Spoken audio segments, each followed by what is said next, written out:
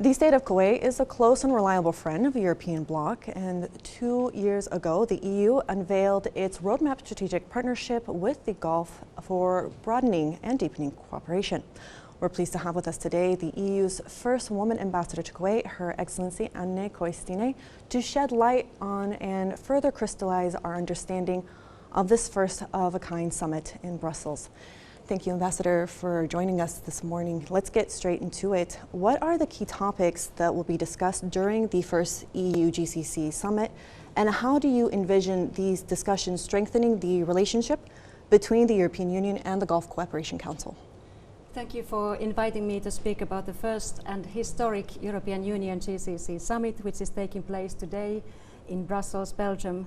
For the first time in history, the GCC countries and 27 EU member states are meeting at the highest level to deepen cooperation on security, on trade and investment, climate and energy, connectivity, transport and people-to-people contacts. The leaders of the European Union and Gulf countries are coming together to work for stability, for peace, sustainable growth, and to face global challenges together. This historic summit between our regions sends a strong message to our citizens and to the world. We are committed to developing a strategic partnership for many more years to come. The European Union sees Kuwait as a close and trusted friend. Our strong partnership is almost 4 decades old.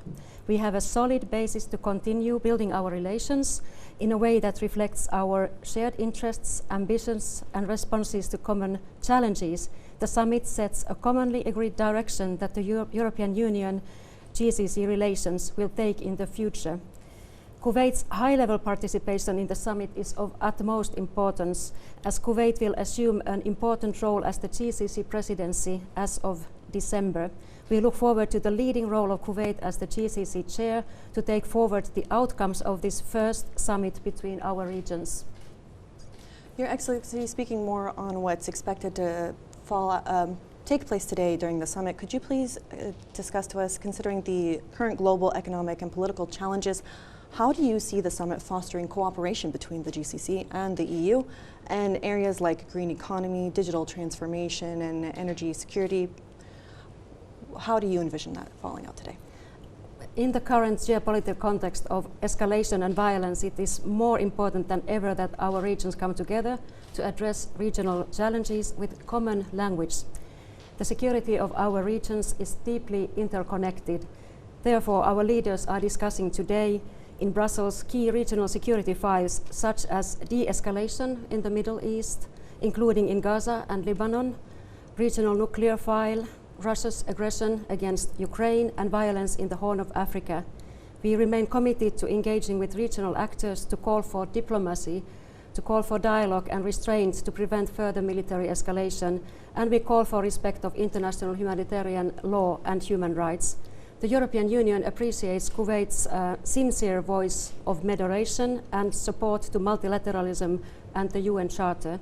This summit is also an important platform to discuss global challenges, including climate change, energy security, and digital transformation. These problems affect us all.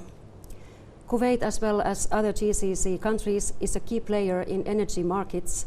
The European Union sees many opportunities for cooperation with Kuwait in the fields of investments in renewables and green hydrogen.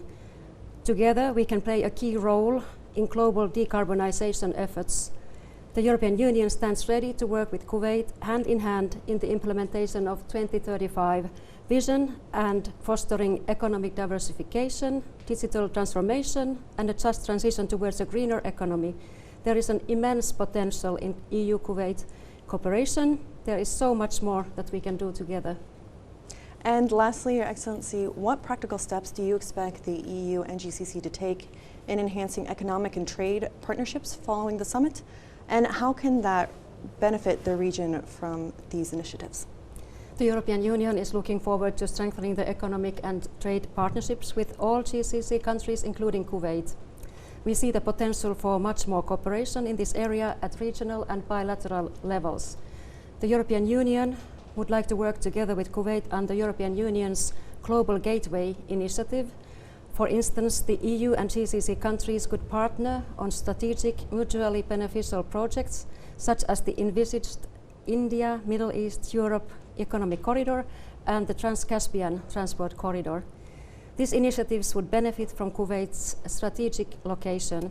They will significantly boost connectivity and trade between our regions and contribute to the diversification of economy and energy markets.